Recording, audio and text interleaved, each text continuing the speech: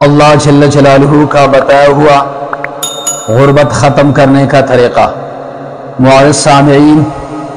آپ حضرات نے کئی لوگوں سے غربت ختم کرنے کے مختلف طریقے سنے ہوں گے،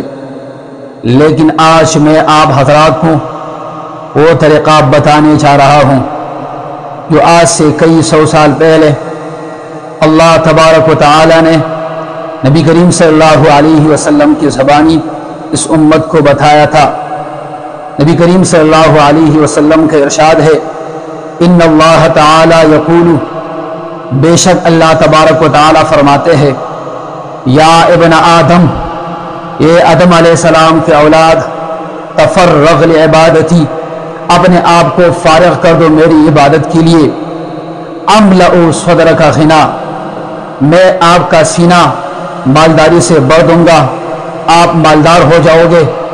واسد فقرک، اور آپ کا غربت میں ختم کر دوں گا، آپ کا فقر و فاقہ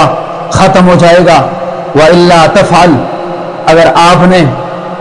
میری عبادت نہیں کی، ملأت یدک شغلا، میں آپ کے ہاتھوں کو کاروبار میں مشغول رکھوں گا، آپ کاروبار کرو گے، لیکن ولم اسد فقرک، آپ کا فقر میں ختم نہیں کروں گا۔ اس حدیث میں نبی کریم صلی اللہ علیہ وسلم نے اللہ تبارک و تعالیٰ کا بتایا ہوا غربت ختم کرنے کا طریقہ بتایا ہے کہ کوئی بھی بندہ اللہ جل جلالہ کی عبادت کرے گا تو اس کا غربت ختم ہو جائے گا۔